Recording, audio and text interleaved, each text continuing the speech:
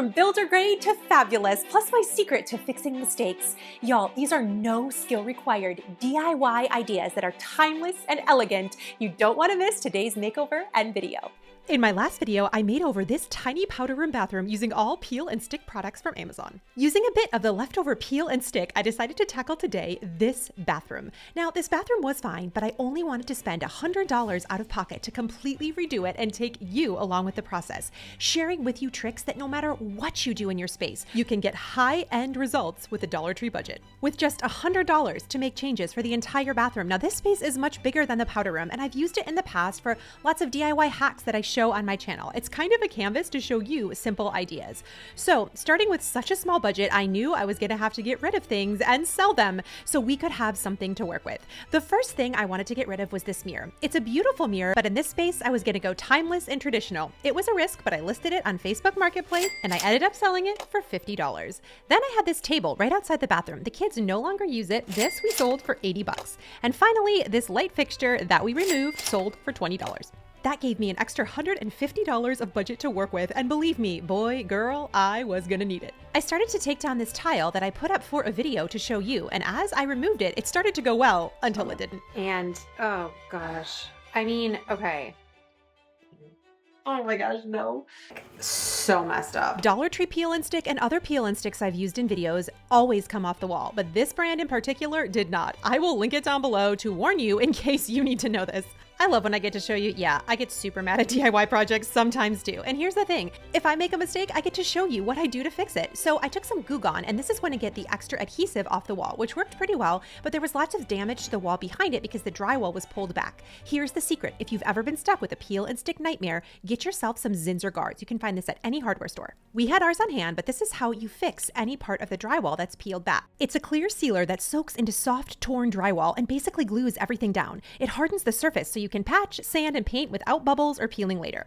Think of it like a primer for problem walls. Apply, let dry for a couple of hours, and then come back with joint compound to skim the surface smooth. Sand when you're done. Honestly, make me feel better, y'all. I would love to hear some of your DIY fails. I love peel and stick products, but you have to use them carefully with some know-how. I'm in the business of saving the vanity color. I decided to take that color using paint that I already had and continue it down the entire base of the wall, right under the chair railing. Now, I already had this chair railing applied, and this is a peel and stick chair railing from another video. Again, this is another semi-permanent product. You definitely want to know that when putting it up, but this is not something that I planned to take down. All was great until... Okay, tell me. Okay, like I always paint in a dress. You guys know this. I sat in the paint. Yeah, This is me.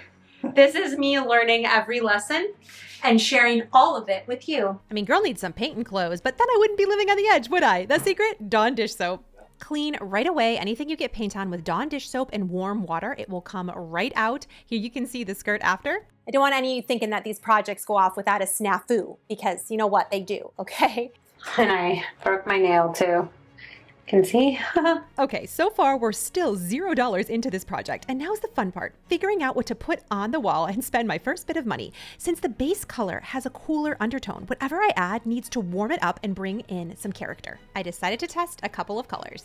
There's like very different, those are two very different ones. You don't see the difference? These are clearly very different. Did you accidentally grab the same one? What do you think, chat? These are so different. I've never seen something more different in my life. Are you Team Kathryn or Team Charlie? Okay, so for the upper wall, I ended up going with White Dove by Benjamin Moore. It's honestly one of my favorite creamy whites. It's soft, not stark, and just warm enough to feel historical without going yellow. So if you already have gray tones in your home, this is the kind of white that bridges the gap. It adds warmth and depth, but still feels clean and classic. Total cost of paint, $33, and this is a color that I'll keep for years to come. Really good. It looks amazing. I'm dropping paint! Beep. We haven't done one of those in a while. Oh no, with the phone. I got my phone. Ah! The makeover where everything goes wrong. Don't say that. Everything's going right so far. I had some leftover peel and stick molding from the bathroom project downstairs, so this was also a zero cost ad, but this stuff is really affordable even if you have to buy it new. And again, if I take this off, I have to do it carefully with a hairdryer. This is not as sticky as the tile that I removed, so it doesn't damage the wall quite as much, but it is a semi-permanent solution. But it is one that's not too difficult to fix should I need to go back with some Zinsser guards later. I added some caulking in between, and then I decided to paint just above the vanity to give it a cohesive look. And up next, I had to fix the floor, and this cost is only $20, and man, does this make a huge difference. If you do nothing else, get yourself some grout refresh. All you have to do is paint this between your grout lines to refresh the area, or even change the color of your grout. So for this bathroom makeover, I knew that I wanted to go vintage, moody, historic, and I wanted an absolutely timeless bathroom that I'd never have to touch again. And by playing off of the creamy color of the floor, I could lighten it to help the floor disappear. Lime wash is so elegant and so in right now, and just by changing the grout color, this is going to give it a lime wash effect look and help it fade away. I mean, you can kind of see this is bleeding over. So once this dries, it'll just like come right off the tile. But this is just allowing the grout to really blend into the floor. And it's just going to give it a much more cohesive, warmer look. If you have dirty grout, this is great too. Total cost just $22. I had some leftover peel and stick molding from the downstairs bathroom, which I decided to add to the wall. So this was zero cost to me. And you do have to know that this is a permanent or semi-permanent solution. This is not something you probably want to remove from your wall. The stick on this is fantastic, and these are affordable. However, because this adds so much character, you can always paint over it later. This is a really low barrier to entry skill-wise, and it's something you'll want to keep for years to come because it's truly a classic design. I think it really helps to know when peel and stick makes sense and when it doesn't. I love the semi-permanent options because you can get a designer look that will truly last, and you do not need any skill to do it. So the next thing that I had to do was marry some of this room together with light fixture. Amazon is killing it with quality vintage style materials. I found this ceiling medallion for just $12. We're doing this way late into the night. Charlie's over here got this. We lost all our daylight, but look how pretty this ceiling medallion is. That's just from Amazon. It's like 10 bucks. I just painted it the color of the ceiling. It was $12. Sorry, I'm trying to count everything carefully. I just want to share this with you though. Amazon really has beautiful things. This is an old space that I did in a previous video. I got curtains from Amazon and they are absolutely stunning. I love combining new items and thrifted items too, which is actually what I'm doing in this current space too. And I've got some thrifting things, so stay tuned. For $88, there is a French vintage chandelier on Amazon. When I saw this, I was like, this cannot be real. It has 4.6 stars. I ordered it. It is literally gorgeous. This went up so easily. It is stunning. I just, for that price point, I think it's 19 inches long by 24 inches wide. So it's really great for a small space. You look clean now. Thanks. Like if you're looking for a true vintage looking chandelier, this might be the one. They also have amazing light fixtures.